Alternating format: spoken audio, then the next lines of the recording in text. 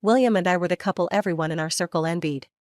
He was pure and self-disciplined, accomplished at a young age, the perfect boyfriend. But as our wedding day approached, William told me, "I don't want to miss out on the person I love." He left me and quickly married a lively, adorable younger woman from our school. I left quietly.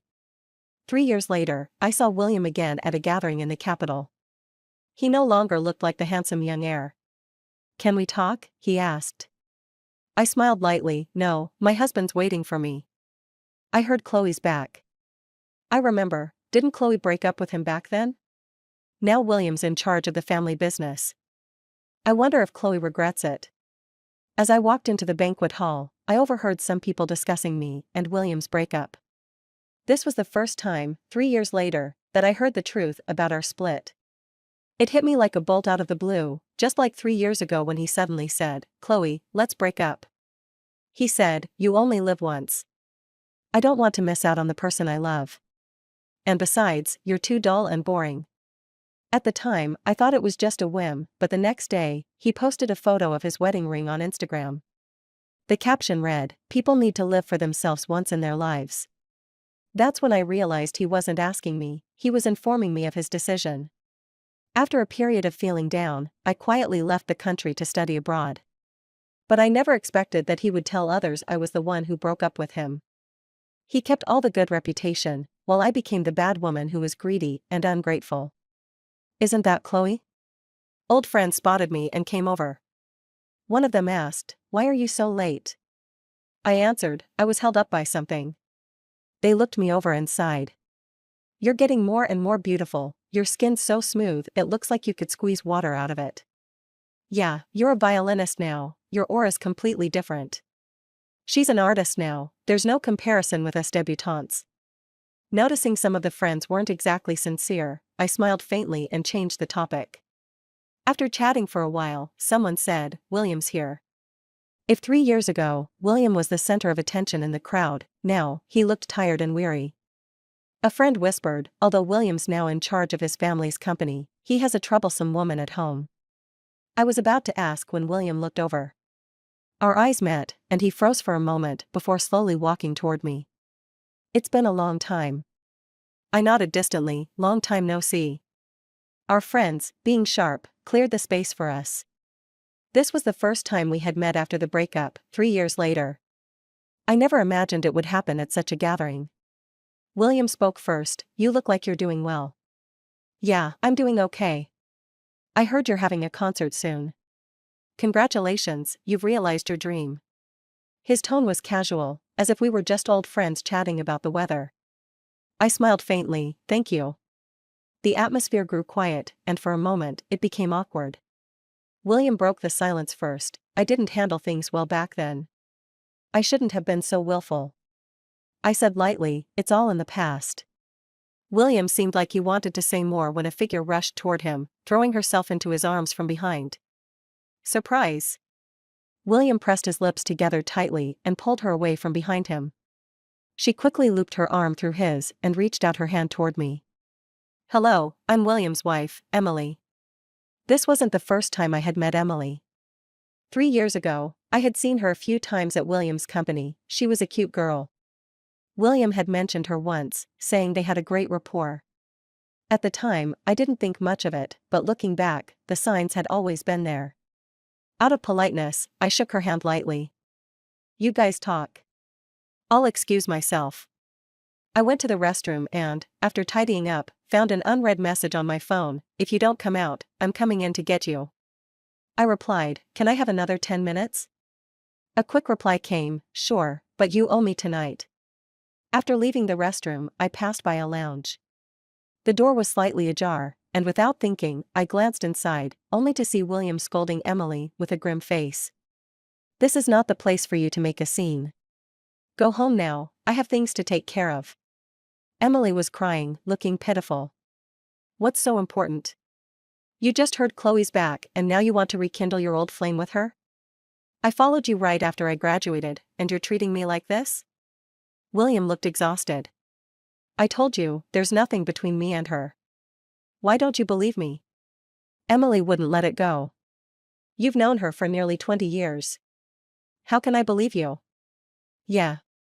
William and I had been childhood sweethearts for nearly 20 years, but in the end, his words still couldn't beat his one statement: I don't want to miss out on the person I love. Emily knew exactly how he had fallen out of love with me, so how could she trust him to be with me?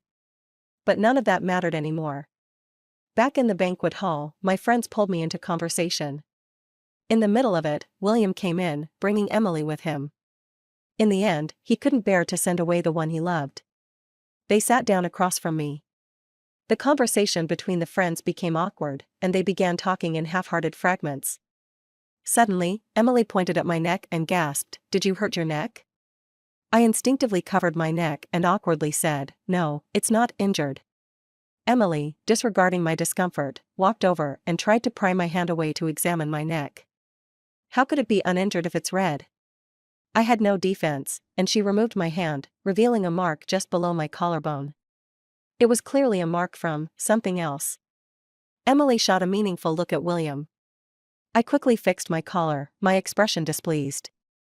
The adults in the room all shot her disapproving glances, but Emily seemed completely unaware of her rudeness. She tentatively asked, "You've been single for so many years after breaking up with William, have you gotten a boyfriend?" Before I could respond, William lowly scolded, "If you keep being so rude, I'll have someone send you home." Emily, looking aggrieved, said, "I'm just trying to show concern for your friend, no malice intended." William's face turned pale with anger. "Shut up." He seemed like he wanted to apologize, but I stood up first. "I've got something to do. I'll be leaving now." I had just walked up to my car when someone pulled me into an embrace. The deep, magnetic voice of a man whispered in my ear, "You're 1 minute late." I couldn't help but laugh. "Thomas, you're too controlling. I'm generous enough to let you meet your ex." I was momentarily speechless. "Come to my place tonight?" I nodded. Just as we were walking, Thomas suddenly stopped, grabbed my chin, and kissed me. After the kiss, I glared at him. Thomas. Thomas, seemingly in a good mood, asked, "What?" He hugged me into the car, and just before closing the door, glanced toward the banquet hall with a small smirk. I looked in the direction he was gazing at but saw nothing. "What are you looking at?" "Nothing, this place is nice." I didn't suspect anything. "It is nice here."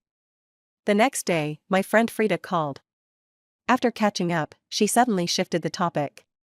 "I heard William and Emily had a huge argument last night. William even mentioned divorce. Even though it was said that you broke up with him, William got his marriage certificate the day after. He's not exactly a good guy." I said, "It wasn't me who broke up with him back then." "What?" I told her what William had said, and after hearing it, Frida ground her teeth in anger. "That scumbag has been slandering you all these years. I can't stand it. I'll go clear your name right now." "It's fine, it's all in the past." Perhaps it was because I had talked with Frida for too long that I suddenly remembered the night William had broken up with me. I had made a table full of dishes he loved. He didn't come home until 11 p.m. When he walked in, he didn't even glance at the dinner table and headed straight for the study. I called out to him, "How about eating first, then you can get back to your work?" He replied, "I've already eaten." But that day was our anniversary. He had promised in the morning that he would come home to have dinner with me. Before I could say anything else, William got a phone call and was about to leave. I stopped him. "Today is our anniversary." He stared at me for a long time, so long that I thought he might feel guilty.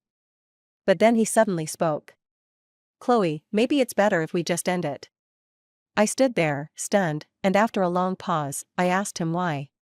He said, "You're too boring and rigid. We've known each other since childhood, we're too familiar with each other. You only know how to read and play the violin. You don't have any other hobbies. You're just too dull. I don't want to spend my life with a wooden person." That night, he left and never came back. I sat alone for the rest of the night, still hoping that maybe he was just in a bad mood when he said all those things. But I was wrong. After the breakup, I fell into a deep depression for a long time. My parents, worried that I might spiral, decided to send me abroad to continue my studies and take my mind off things. Even after leaving, I didn't immediately get over the relationship. I often went to bars to drown my sorrows. That was when Thomas appeared. He found me completely drunk and took me back to his place, staying up all night to take care of me. The next morning, when I woke up, I thought I had slept with him and felt terribly ashamed. But he calmly said, "I'm not the kind of guy who takes advantage of someone when they're vulnerable." When he found out that my school was near his office, Thomas would often pick me up and take me out for meals. One thing led to another, and we became friends. It wasn't until 6 months ago, when I passed my violin exam, that things changed. I invited him to dinner and, on the way back to my school, he suddenly asked seriously, "I've been chasing you for so long, don't you think it's time to give me an answer?" Looking at this man, so capable and charming in every way, I foolishly agreed without thinking. The day William asked to meet, I was trying on a wedding dress for a friend. I gave him the address of the bridal shop. By the time he arrived, I had already changed into my regular clothes. He suggested we sit across the street for a while. I replied, "Let's sit here." If Thomas knew I was meeting William alone, it would cause trouble. As I sat down on the sofa, I felt a sudden sharp pain in my thigh, like an electric shock. Thomas had bitten me quite hard, and the aftermath was intense. I grabbed a soft pillow to cushion myself and asked him, "Do you need to meet just to tell me something?" William pulled out a jewelry box and said, "This belongs to you. It's time to return it to its rightful owner." I opened it, and inside was the engagement ring he had given me years ago. I looked at him coldly and asked, "What does this mean?" "This is your ring, I have no right to keep it. Anyone who breaks up would not keep the engagement ring. William was just here to rub salt in the wound." I was furious, so I grabbed a glass from the table and took a sip of water. I don't know if I drank too quickly or what, but I choked and started coughing violently. William reached out to help, but a large hand beat him to it, gently patting my back. "Don't worry about it. My girlfriend just choked." William furrowed his brows. "She hasn't eaten anything, how could she choke?" "She had breakfast, a fishbone. It got stuck for 20 minutes, but she got it out." William looked confused at first, then his handsome face tightened, his clenched fist bulging with veins, his eyes flickering with barely contained rage. The two men stared at each other, neither one backing down. I don't know how long it took, but I finally calmed down and said to William, "You can keep it if you want, or throw it away, whatever." After leaving the bridal shop, I grabbed Thomas's hand. "Don't be mad, I didn't know he would bring that over." Thomas clenched his jaw. "You met him in private? But this is your turf, Thomas. I'm over him.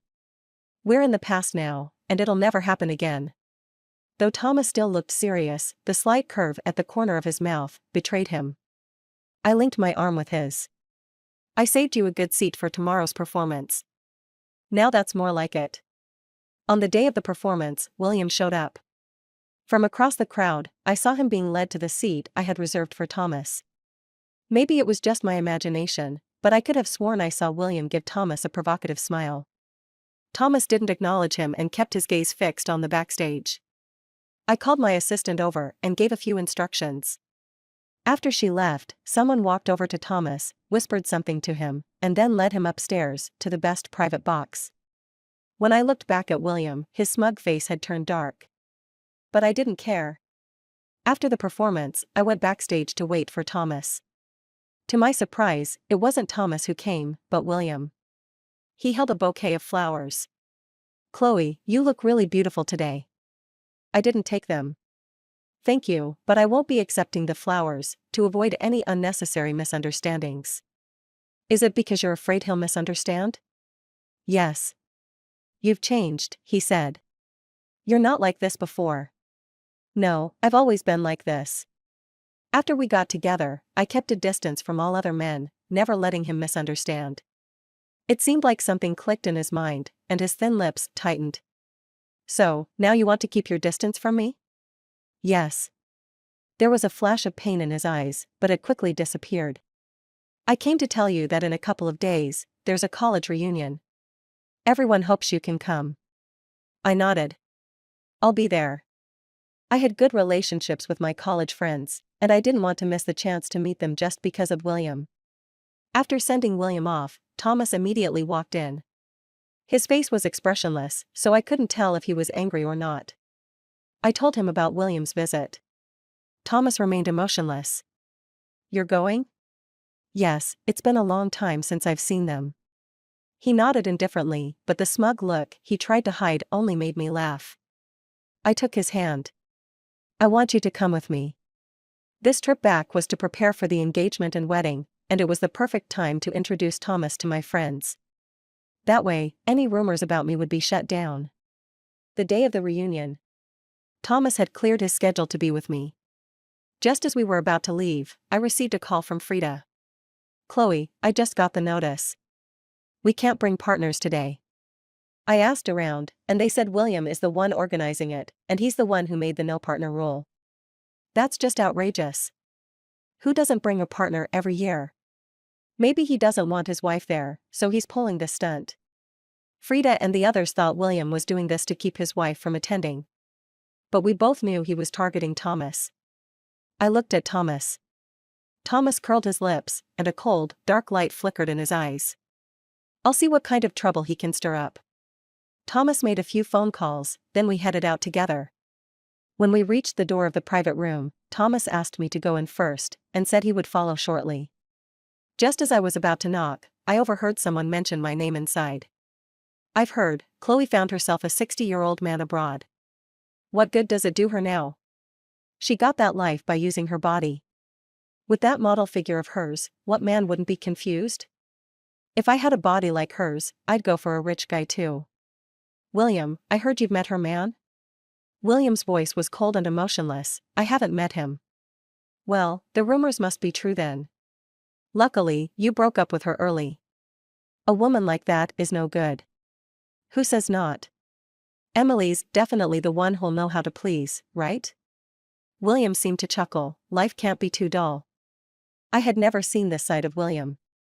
He had always been sensible and knew how to keep things in check. But now, driven by his own selfish desires, he was willing to speak without conscience. The person I once knew was completely gone, and it made me shudder. When I pushed the door open, everyone stopped talking and looked at me. I walked straight up to William and slapped him across the face. The lively room suddenly fell into an eerie silence. William, with a composed face, stared at me without saying a word. One of his friends spoke first. Are you crazy? I looked at William and said, when you broke up with me and badmouthed me outside, I didn't hold it against you because I didn't know the truth. But now that you know everything, you still join them in throwing dirt on my name. William, you really make me look down on you. Several of his good friends couldn't stay quiet. What are you talking about? He's just telling the truth. Why are you getting so worked up? I held my temper and said, I want to ask, which part of what he said was the truth? Was it when he dumped me the night before and married someone else the next day?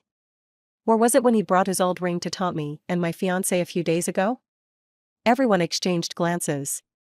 Maybe William's fake persona had been so successful over the years that some people were still defending him. I know you can't let go of William, but didn't you cheat first? Exactly, you're regretting it, but don't destroy other people's families. No matter what they said, I didn't flinch, keeping my gaze fixed on William. The atmosphere in the room grew increasingly strange. Someone tugged at my sleeve, signaling me to let it go. Finally, William spoke, the first words he said after I walked in. Stop dwelling on the past. I pondered his words and suddenly burst out laughing. William's gaze deepened slightly. We've all gathered here today. Don't ruin the mood. Years ago, I introduced William to my parents. His flawless performance made me feel proud in front of them. But after he left, my parents solemnly told me, Sweetheart, his thoughts are too complicated. If you two don't get married, he knows exactly how to stab you in the back. At that time, I was completely absorbed in William, ignoring their warnings. I even comforted them, telling them that no matter what, William would never hurt me. Now, looking back at that moment, it felt unbearably ironic. As I stared at the two-faced man in front of me, about to speak, a figure rushed toward me. You slut, I knew you couldn't let go of William. After all these years, how can you still cling to someone else's husband? Is your old man not satisfying enough for you? Emily lunged at me so quickly I couldn't avoid her. Just as she was about to crash into me, a strong hand pulled me into an embrace. Emily stopped in front of me, giving the man behind me a sharp look. Who's this man of Chloe's? She's not married, so of course, she can find a man anywhere. The man she was talking about was now anxiously checking if I was hurt. I held his hand, turning to look at Emily. Emily, I said, my tone sharp, if you're going to make a scene, at least know the occasion. This is a class reunion, please don't cause trouble. Emily's face changed slightly as she looked at William. When she saw he wasn't going to ask her to leave, she immediately smiled again. But this is my husband's gathering, what should we do? If you don't like it, you can leave. Frida's voice rang out just in time. Yeah, this is William's gathering. We all agreed not to bring anyone halfway, so why is it okay for you? Are you showing off your love in front of us? Frida's words made several of Emily's old classmates who didn't like her chime in. Seeing the situation turning against William, Emily hurriedly explained, I didn't mean that. She tried to explain, but stuttered in her panic. Finally, she looked toward William for help. But William's expression was now as dark as could be. He stared at her coldly and reprimanded her in a low voice, don't you think this is embarrassing enough? A minute ago, Emily had been happy that William hadn't kicked her out. Now, she was like a fish thrown into ice water. She bit her lip, on the verge of tears. William. William looked at her coldly. The thoughtful and caring person from before was completely gone. Emily bit her lip, her voice trembling with tears, I'll just sit here quietly, not doing anything. Please don't make me leave. Frida was the first to object. Since no one else brought their partner, no one should get special treatment. Am I right? And Miss Emily, this rule was specifically set by your dear husband for you. Emily glared at Frida with venom in her eyes, but couldn't argue back. At that moment, a clear voice cut through the tension. How about this, I'll treat everyone. Please bring your partners and let's go relax on the top floor of the Golden Palace. It seemed like everyone only just noticed Thomas, and they all turned their attention to him. Who is this guy? Chloe, who is he? I linked my arm with Thomas's and introduced him, my fiancé, Thomas. Everyone was stunned. I heard someone whisper, didn't she say she was with an older man? Could he be an actor Chloe hired to clear her name? Frida couldn't take it anymore. Come on, use your brains. Think carefully about where Chloe's rumors came from. After a brief silence, everyone turned to look at Emily. Emily looked from one person to the next, finally landing her gaze on William. But he didn't even spare her a glance. Frida smiled. She went all out spreading rumors about Chloe before. Why is she quiet now? The star of the show is right here. Go ahead, continue talking. We can confront each other directly. I always said it, one bed can't fit two people. What did Chloe ever do to deserve this reputation-ruining treatment from you two? Emily left in tears. As soon as she was gone, someone asked me, is this really your fiancé? I smiled and nodded. The person said enviously, we've all been misled by Emily. A girl as good as you deserves someone better. As she spoke, she unconsciously glanced at William. Some people, after cheating themselves, want others to take the blame. William sat expressionlessly on the couch, and no one knew what he was thinking. It was his friends, however, who couldn't sit still. Where did you find this actress? Talking big about going to the glittering top floor, do you even know what kind of people can go there? I heard the rooms on the top floor are reserved and not open to the public. Maybe your fiancé can figure out a way to get us a tour. The men burst into laughter at that. Next time, pick an actress with a broader knowledge base, so you don't end up embarrassing yourself like this. Meanwhile, William looked at Thomas, but quickly shifted his gaze away. Frida couldn't take it anymore and walked over to me. Let's go. If they want to stay, let them. I don't want to miss out on the opportunity. As she moved, several other girls followed. William, who had remained silent up to that point, suddenly spoke. Chloe, there's no need to make a small issue into something irreversible. If you really want to go, I can make a call. After returning to the country, not much happened, but enough to make me see William in a new light. I distantly refused his offer and left with a few of the girls. Perhaps expecting to see a spectacle, William and his friends followed us. Including William. When we arrived at the luxurious venue, he seized the opportunity when Thomas wasn't around and approached me. You've changed. You never used to care about these superficial things. I knew what he meant. In the past, when he was busy with social engagements, I understood and never wanted to distract him. I never made demands on him, let alone asked him to use his connections to satisfy my little vanity. He glanced at Thomas, who was on the phone nearby, and said, "Chloe, he's not right for you." I couldn't help but interrupt him. "Whether or not he's right for me, I already know. There's no need for you to worry." William frowned slightly. "What do you hope to gain by holding a grudge against me?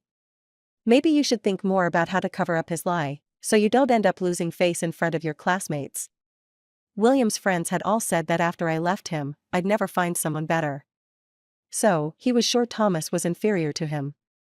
After all, in his eyes, how could a young, successful man like Thomas be interested in someone as dull and unremarkable as me?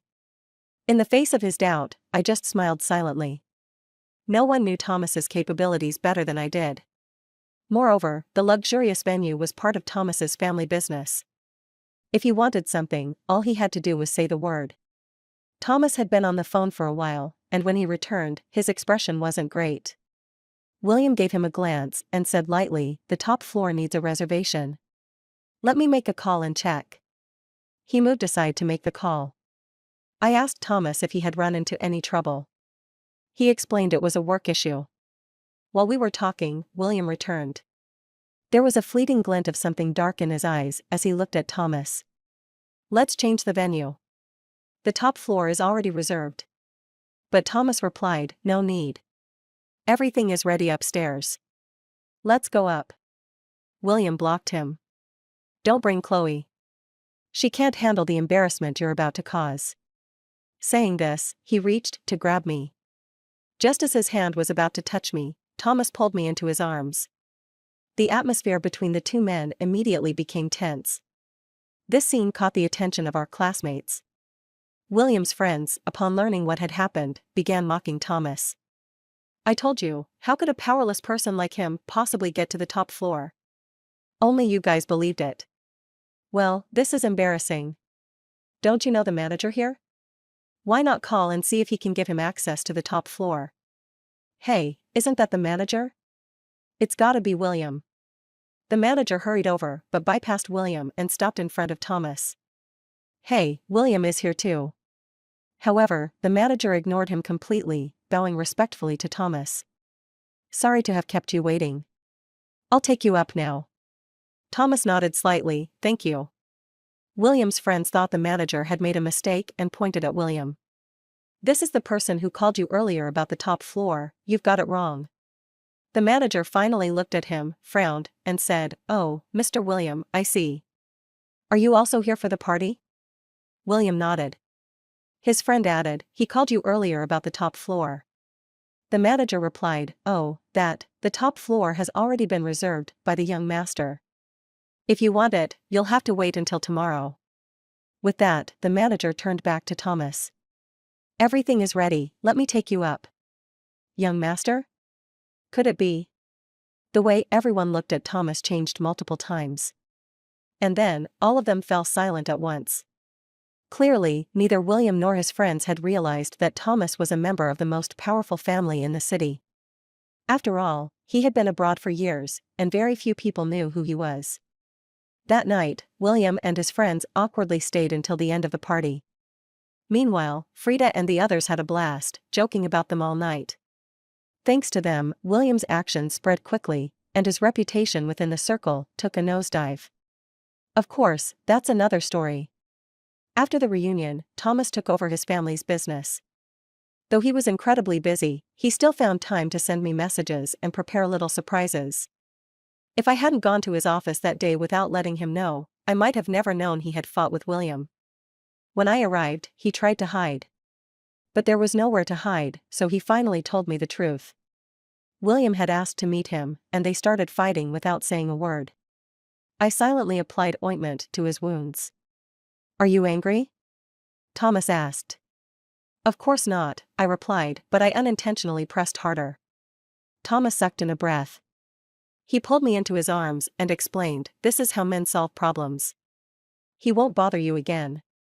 "Thomas," I called, "for me, he's already a thing of the past. Don't waste any more time on him." He smiled. What should I do then? He's still thinking about you. I laughed in exasperation. He's him, and you can't control his mind, can you? Thomas smiled with his eyes. Not angry anymore? He's not that great. I made sure to hit where it wouldn't be seen. I poked at the bruise on his cheek. So you made sure he hit somewhere visible?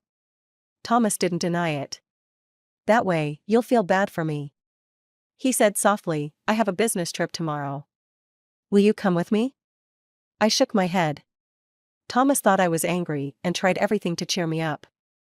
I sighed and finally agreed. What I didn't expect was that during the business trip, I would run into William. And even more unexpectedly, Emily was there too. The hotel had a hot spring, and I heard Emily's voice while I was soaking in it. She was talking to a friend. That bitch Chloe just won't leave me alone. She thinks that by finding some good-looking guy, she can break me and William up. She should remember how I got William in the first place. She probably doesn't know that all the money she couldn't bear to spend ended up in my pocket. William says she's boring and dull, but that's not true, she's just stupid. Her friend said, you really know how to handle William. Emily replied, don't remind me. Now that she's back, I have to be extra careful, or I'll lose my position. If she hadn't come back suddenly, I wouldn't have had to work so hard to tie William down and follow him here. In these critical moments, a woman has to cry, throw a tantrum, and even threaten to kill herself. That was when I realized just how worthless I must seem in William's eyes. The things he said to me were never entirely true. But if he looked down on me so much, why did he keep coming back to find me after I returned to the country? When I returned home from my business trip, I pulled a box out from the corner of my study. Inside the box were all the memories from my time with William. They had been sealed away here since I went abroad. If I hadn't overheard Emily's conversation, I might never have opened it again. I took out an old phone and a few memory cards, then threw the rest of the items away. The memory cards were intact, and the phone still worked after being charged. I transferred everything from the memory cards, then dialed a number. The next morning, I was woken up by noise. William's family had come over. They were causing a ruckus in the living room, demanding an explanation. By the time I was downstairs, William's parents grabbed my hands. Chloe, don't bother with him anymore. Please? Yeah. You two were together for a while, how can you ruin his future like this? Just delete the videos online. I subtly pulled my hand away and walked over to my parents. Did William send you here? Tell him I just want to seek justice for myself in my own way. I don't have any other intentions. William's parents seemed caught off guard by my directness, and for a moment, they were speechless. I spoke slowly. William cheated first, then slandered me, and now he's using a lame excuse to hurt my fiancé. Before I could finish, my mom suddenly stood up. What? Thomas got hurt? Where? Is it serious? My dad slammed his hand on the table. You hit someone and still have the nerve to accuse others? This is too much. Bodyguard, get these two out of here. William's parents realized too late that things weren't going their way. As they were being escorted out, they begged me to delete the videos and chat logs. I hadn't known about those chat logs and videos before. It was Emily who told me. She said I was stupid for trusting William so much that I never checked the surveillance footage. If I had just clicked on a certain day's footage, I would have seen her and William secretly meeting. She also said that the old phone was the one William used to flirt with her, but William had told me it was his work phone. He would never know that the person he carefully chose as his lover would leave him such a huge vulnerability. My mom, who always doted on Thomas, was furious after kicking them out. Your son's so capable, why didn't you let him handle this? Why did you have to come begging us? After William quickly married Emily, I went through a rough patch. My parents did go to ask William's family to send him to see me. But what did they say? William is so outstanding, there are plenty of women around him. If he had to deal with every situation like this after every breakup, would he have time for work? Your daughter was only with my son for 2 years. She's gotten plenty of benefits from him during that time. Anyway, your daughter's so beautiful, it wouldn't be hard to find her another rich man. Now, the tables had turned, and I couldn't help but feel that my parents finally had their moment of pride. Afterwards, they didn't blame me. In fact, they praised me. You did the right thing. We support you. If we had known you were holding on to those things, we wouldn't have waited until now for him to get his comeuppance. By the way, is William bothering you again? I shook my head. But 2 days later, William came knocking. The leaks I provided to the reporter occupied all the top headlines. For several days, the heat didn't die down. Frida told me that William had been working overtime to manage the scandal, and had even lost a few big projects. And Thomas told me he had signed several major contracts recently. When Frida mentioned William's situation, she couldn't help but sigh. Who would have thought William was like this? Luckily, you cut your losses in time, or you'd be the one getting dragged down. Emily caused a big scene a while ago, and now that William's in trouble, she's the first one to keep quiet. I quietly listened, and my mind wandered back to those exposed videos. Before William broke up with me, he brought Emily back to our home. They passionately kissed on the sofa I had carefully picked out, living like a couple in my house while I wasn't there. When he stayed up all night working in the study, he was actually on the phone with her all night long. And I never suspected him. That night, I was busy in the studio until late. When I came downstairs, I saw William leaning against his car by the roadside, cigarette butts scattered at his feet. When he saw me, he walked toward me. As he got closer, I realized Frida had only been partially accurate in her description of him. William now looked completely disheveled. His usually neat suit had wrinkles, his hair was messy. The dark circles under his eyes were heavy, clearly showing he hadn't had proper rest for a long time. "Can we talk?" he said. "No, my fiancé's waiting for me." William pinched the bridge of his nose. "You're the one who leaked those videos and chat logs, right? Do you really have to be so heartless?" I distanced myself from him coldly. "There's no such thing as heartless. I just want to seek justice for myself." William's face darkened. "Do you know those things you released could destroy me?" I met his gaze calmly. "I know. I thought you were different from other women, but I never expected you to be even more vicious. I was wrong to you in the past, but didn't you have any problems?" Years had passed, and the first time we talked about breaking up was in this situation. He still seemed to believe he had done nothing wrong. The problem was with me. I'm boring. I shouldn't have exposed the evidence of his infidelity and ruined his future. But where did I go wrong? I'm a man, and you were indifferent, making me feel useless and invisible. Do you understand? "I don't," I said. "If you don't like me anymore, you could have just told me. Instead, you chose to hurt me." "I didn't mean to, I interrupted him. "You just wanted to seek excitement. You married her the day after we broke up and told everyone I cheated, right? William, we're both adults now. Let's stop pretending. After this, we owe each other nothing." Footsteps approached from not far away. It was Emily. She wanted to get closer, but seeing William there, she hesitated. William noticed her too, his brow furrowing even more tightly. "What are you still following me for?" Emily paused, her voice cracking as she replied, "I'm sorry, I really didn't mean to." She suddenly turned to face me. "It's you, right?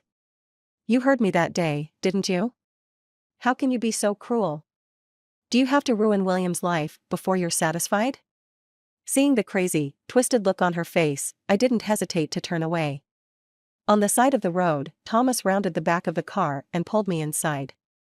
With a hint of jealousy in his voice, he said, "If I hadn't come back today, would you have spent the whole night talking to him?" I nodded, maybe, but not necessarily. Thomas's face darkened. That night, he didn't let me return home. The whole night, he had me try positions that were far beyond my limits, and I couldn't keep up. Once the wedding date was set, Thomas and I became busier and busier. Both of our parents were very happy with the engagement. On the day of the wedding, Frida came to the makeup room to find me. I just saw William. I almost didn't recognize him. I'd heard a few things about William from Thomas, but he didn't allow me to ask too many questions. All I knew was that things weren't going well for him. His company was on the brink of bankruptcy.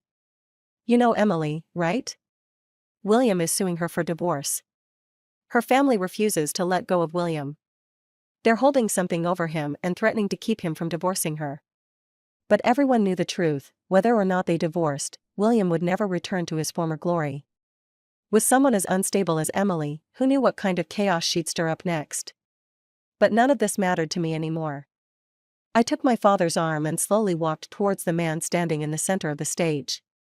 His gaze was as solid as the strongest vow, and his eyes were locked on me. It was as if he was telling me that some things between people are simply different. The end.